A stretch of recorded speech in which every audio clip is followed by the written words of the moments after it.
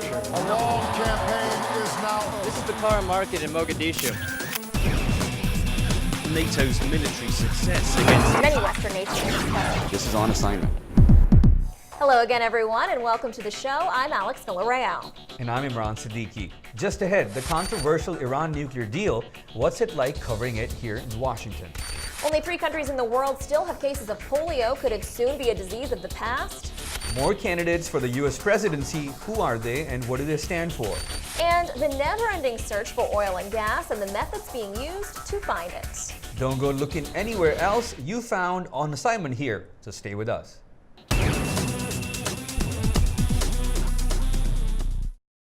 U.S. lawmakers have been looking with concern at the framework nuclear deal the U.S. and 5 other world powers negotiated with Iran. Congress has pushed for power to review a final deal and for President Obama to certify regularly that Iran is living up to it. The framework agreement has created a political firestorm here in Washington, and with a front row seat to all the twists and turns as they happened, VOA Senate correspondent Michael Bowman. Take a look. A clearly pleased President Obama strode into the Rose Garden to announce that a goal sought by America for decades could be at hand if a final accord is hammered out. This framework would cut off every pathway that Iran could take to develop a nuclear weapon. So, Michael, you were at the White House when this framework accord was announced in Switzerland. What was that like? Well, it was an exciting day. We knew that President Obama had a trip planned that day. He was going to go to Kentucky. And normally the White House operates like clockwork. When the president is ready to go, there's an announcement made and the pool reporters get going. On that day, we knew that the president was supposed to leave at 11 in the morning. 11 came and there was no announcement of departure. In the meantime, we are all watching the television screens to see what's happening in Switzerland. And we didn't know if the deal was going to come together that day, if it was going to come together at all, if they were going to extend for yet another day. Meanwhile, you had the entire White House press corps furiously trying to figure out what was happening, asking every official that they could get their hands on. And no one was speaking. And whenever there's White House silence, you know something's happening. You know something's happening. Yeah. And indeed, something was happening. And I was able to go out into the Rose Garden for President Obama's announcement. He hailed the accord, and he immediately launched into a campaign to try to sell it, not just to the American people, but to a fairly skeptical Republican-led Congress. In a statement, House Speaker John Boehner said, quote, Congress must be allowed to fully review the details of any agreement before any sanctions are lifted. Clearly the mood at the White House, very positive. But you have Congress, and that is your beat, Congress.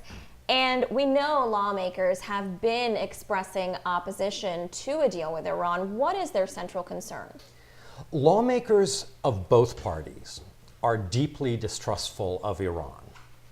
And that is something that goes back decades. Among Democrats, I would say that the attitude ranges from hopeful to skeptical. Among Republicans, it's from skeptical to scornful.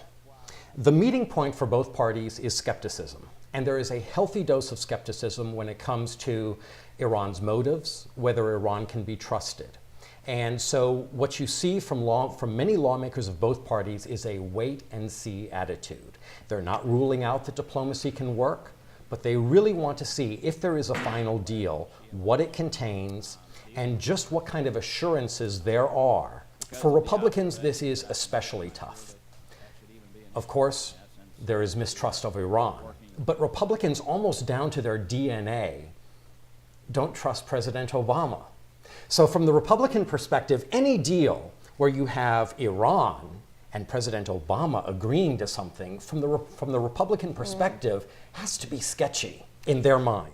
And what's the timeline on this? I mean, we don't have much time here. No, the deadline for a final accord is in June, and Congress is going to be moving very quickly on this. And as a reporter familiar with how these things tend to play out, what are you expecting to see? For right now, it is all unknown. Iran is saying that it wants all sanctions not just lifted, but eliminated from the moment the accord goes into effect. That's a non-starter for the Obama administration and for members of Congress. We don't know if there's going to be a final deal. And if there is a final deal, we have no idea whether Congress is going to assert itself in a way that the administration doesn't want. What if Congress votes to disapprove the deal? What does that mean? We don't know. We don't know, but we'll all be watching, that is for sure. Thanks to Michael Bowman, our Senate correspondent. Time for a break now. When we return, VOA's health reporter tells us what it will take to eradicate polio. You're watching On Assignment.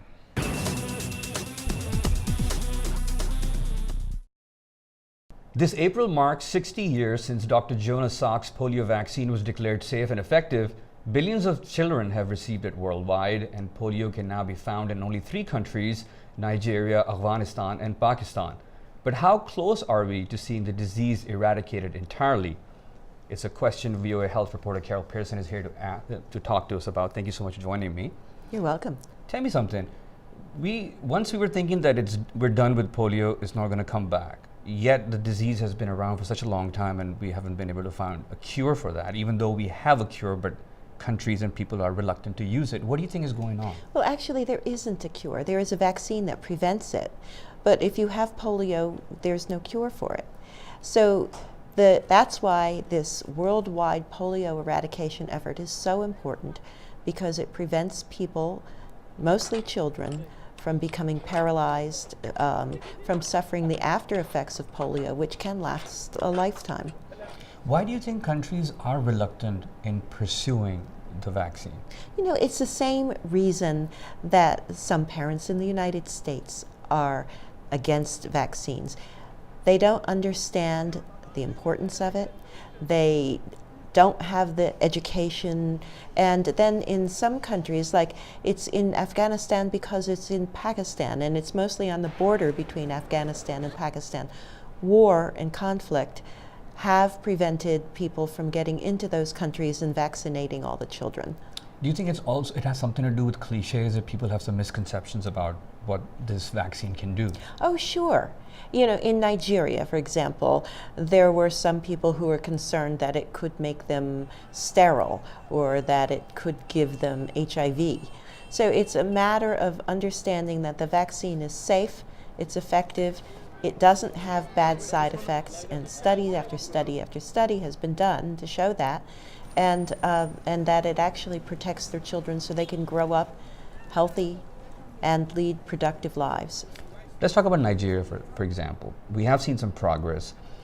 How do you think they've done it? How do you think they came so far in the quest to eliminate polio from that country? A lot of it is political will and having the health establishment behind it. It's a matter of educating the public and getting the word out, you know, enormous education campaigns, and then getting people whom they trust in each community to convince others that this vaccine is helpful and that it is safe.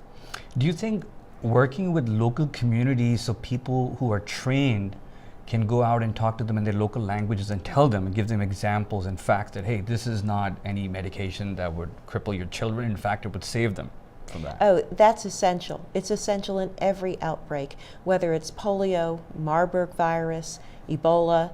I mean, that's one of the big reasons why we're now seeing a downturn in Ebola, is because they've gotten community leaders behind the prevention methods. So getting community leaders involved is very, very important if you want to stop a disease. How long do you think we're talking about realistically in terms of eradicating the world from polio? Through education, through the efforts of a lot of community workers and medical people. You know, you don't have to be a medical person in order to give somebody 2 drops of a vaccine, but you do have to be trained, and you do have to have the trust of the community. So they're hoping, the World Health Organization is hoping that by 2018, there will be no more new cases of polio. Nigeria has not seen any polio in the past 8 months, but it takes 3 years to be declared polio-free. Well, thank you so much for your insights. We'll keep an eye on that. Looking forward to 2018. Good. Thank you, Carol Pearson. We're taking a break now. Coming up, that 2016 U.S. presidential race, it's already heating up. You're watching On Assignment.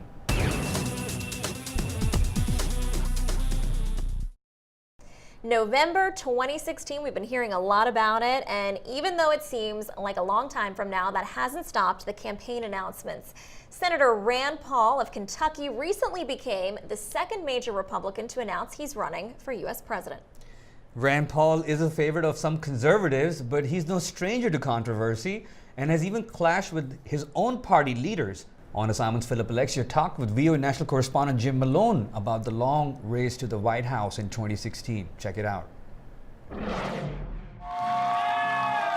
Senator Rand Paul made his announcement before a large and enthusiastic crowd in Louisville, Kentucky. We need to boldly proclaim our vision for America. We need to go boldly forth under the banner of liberty that clutches the Constitution in one hand and the Bill of Rights in the other. So a couple things. Rand Paul is going to be running on less government, for one. Then he's going to hit his foreign policy. But let's talk about his idea of less government. He seems to have a pretty good case right now, do you not think? He certainly thinks he does have a good case, and he's got a lot of strong followers, including some younger people who believe in that case as well. This libertarian strain that Rand Paul represents is a strong strain within the Republican Party, but it's not dominant.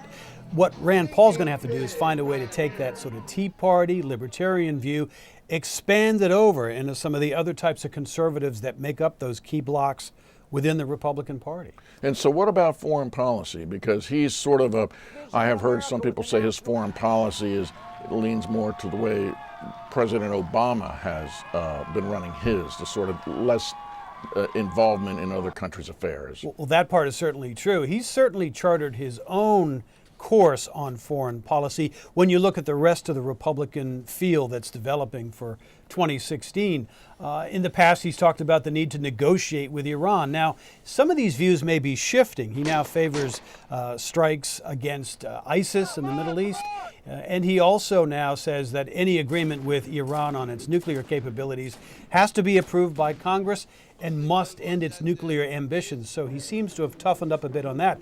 But on a couple of issues, like you said, long U.S. military engagements, no, he's not for that in the wake of Iraq and Afghanistan. And he's also a big critic of U.S. foreign aid, including to some allies, and especially in countries where there are frequent anti-U.S. demonstrations. And the polls are kind of on his side when it comes to less at least not putting troops on the ground when it comes to U.S. foreign policy, right? That's true. Now, what analysts say is the narrative for the 2016 race may be shifting, more concern in the polls about foreign policy, national security, the threat of the Islamic State, and so forth. So maybe those views that he's had, maybe they've slipped out of sync with where the public is moving.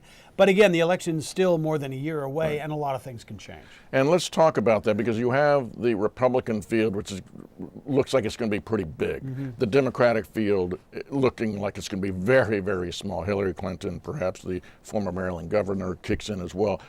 What does that mean?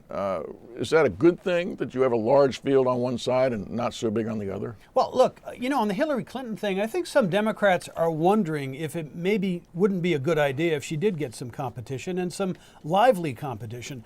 That still could happen, but right now all the polls indicate she's by far the favorite for the nomination, though her approval ratings have slipped recently. Mm-hmm. We think because of the email controversy about this private server and all that may be hurting her. But in the long run, Democrats still think she'll be a very formidable candidate. But, we saw she was a strong favorite in 2008, right, and that didn't work out. Right. And covering these elections, you've been covering them for such a long time, they have changed. I mean, the election cycle now is a long election cycle compared to the way it used to be. Very long cycle. The access by media is not what it used to be. A lot of orchestrated events now that are kind of geared toward multiple platforms, and especially television. My God, in the old days, you could walk up to some of these folks, especially early in the campaign cycle, and get one-on-one interviews with them, have a little time to chat. That was great. These days, that kind of thing is kind of time's gone by. You just don't get that kind of opportunity anymore. And, the voters also are kind of missing some of that individual contact. So many orchestrated events. But that's the nature of the modern campaign. And what is it like for you as times have changed? Is it as much fun for you as it has been? It is. You know why? Because each election cycle is really a window into America's soul and what's going on in this country. And the people that we prefer through the election process, the people who campaign, the issues they represent, and what draws the voters is a great indicator of where the country's at any given time. So they're still very important. All right, national correspondent Jim Malone, thank you. Thank you. All right, and speaking of the presidential race, bunch of hot button issues every election, including oil and energy. U.S. oil companies have become heavily involved in hydraulic fracturing, or fracking as they call it. It's a process of breaking open underground reserves of oil that are not accessible by other means. Right, and fracking is not without controversy, but more than that, it's also not economically feasible with oil prices being so low as they are. VOA Midwest correspondent Kane Faribaugh went to see the process of fracking up close. Check it out. Outside the quiet rural town of New Harmony, Indiana, workers from Isaac Wayne Woolsey's oil company are drilling deep, more than 1,000 meters deep, in the hunt for oil. We call this a frontier area. This frontier is situated on the New Albany Shale Formation that spans the states of Illinois, Indiana, and Kentucky. Such extensive oil extraction using new hydraulic fracturing or fracking technology does not yet exist in New Albany Shale. In layman's terms, what exactly is fracking? Well, it stands for hydraulic fracturing, which is a process by which you can drill into the earth, deep into the shale formations below ground, and rather than having it vertical, you can actually drill horizontally. Basically what happens is that there is a solution that's pumped into the well, which basically helps fracture the shale deposits, which thereby leads to the extraction of the shale oil, which is then drawn up from the ground, and that becomes the oil that becomes petroleum. All right, so now this drop in oil prices that we've been seeing, it's been feeling pretty good for consumers on their wallets, but it's not so good for the industry. Tell us what the effects have been. Well, when you save money at the pump, you're costing the frackers or the people who are doing the hydraulic fracturing money because it is an expensive process. It's more expensive to hydraulically fracture to extract oil than it is to extract oil in places such as Saudi Arabia or the Middle East, where you can simply drill and oil comes up. The price of crude oil is just above $55 a barrel, up from a recent low of about $50 a barrel in January. Even though it's up slightly, Woolsey says he needs the price to climb another $10 to $20 a barrel more for it to make financial sense for full-scale extraction to start in this part of the country. For now, he is playing a waiting game. A lot of these companies that want to drill for oil in these places have had to leap over hurdles that have been put in place by environmental agencies and state agencies, and they've only recently got that permission. It's taken a long time. In many cases, some of these places here in Illinois and Indiana where they've wanted to drill, they had to secure 4-year leases on the land in order to get down to where that oil is to see if there's actually a viable well down there. And they've spent most of that 4-year period just trying to navigate the legislative and legal issues to get permission to drill in the first place. The clock for Woolsey is ticking. He's hoping he can work out another 4-year option with landowners that would give him and the price of oil more time to rebound. There isn't a lot of production using this method, but there's a lot of exploring. And so the well that I went to was a place where Isaac Wayne Woolsey, who is the head of an oil company exploring for this oil, has established a pad. And on that pad, they're basically drilling thousands of feet below the surface in order to find the sweet spots, so to speak, where it might be the most promising to extract shale oil. And so what were you able to see while you were there? You told me also that you had to put on a hard hat, right? I mean, it's not the safest working conditions. It is. I mean, you have to wear some protective gear. For the most part, there's no accidents there. It is a safe environment, and it's actually, you feel like you're really on a rig there, looking at a lot of the action going on. I mean, these are folks that are real professionals at what they do, and they're trying to find, the best circumstances by which they can extract oil. So, you can actually see them sending these drills, deep into the ground. They're drilling pipe that goes down into that depths of the earth. They're also pulling up this material, and in that material, they're trying to find compounds and substances that show them that they've actually hit a spot that could be promising for oil. So, Kay, now, what's the worst case scenario then for these drilling companies if the oil prices don't go up? Are we talking about years of waiting for them? Well, Mr. Woolsey, he told me that he's in this for the long haul. However, for him, it's about another 4 years. And if nothing happens in another 4 years, or if the cost of oil stays as low as it is, or it goes even lower, 4 years might be all he has. Now, staying on the topic of energy, there's a new source of it in Lebanon where a groundbreaking solar farm now spans a river in Beirut. It's a much-needed project that shows Lebanon's green ambitions. And the project has a number of characteristics that make it unique, but the fight to solve the country's constant power cuts will require action on a far bigger scale. Here's reporter John Owens. It is a groundbreaking solar project in a country in dire need of reliable power. Dubbed the Solar Snake and based in Beirut, it is claimed to be the first solar farm in the world to span a river. A response to a lack of space in Beirut, it is also an attempt to raise awareness of solar power, says Pierre El-Khoury, director of the Lebanese Center for Energy Conservation. The Beirut River Solar Snake is a landmark project in the heart of the capital of Lebanon, in the heart of Beirut. And the idea is to give a landmark, a strong signal that Lebanon is really committed to produce electricity from renewable energy sources. Hopes are that the Solar Snake could eventually be 10 times its current size, contributing to efforts to make 12% of the country's energy renewable by 2020. Set to start producing power in the coming weeks, it was built on time and under budget. A success story that contrasts with the legacy of underinvestment, inefficiency and corruption when it comes to the supply of electricity in Lebanon. Electricity from the Solar Snake will go into the grid and benefit those in Bourj Hamoud, a bustling neighbourhood nearby. Businesses of all varieties here depend on regular electricity and must switch over to more expensive power from generators when the daily power cuts kick in. Aileen Safarian owns a nail salon, and like many others is fed up with having to pay 2 sets of bills because of the power cuts. She welcomes the Solar Snake and its promise of reliability.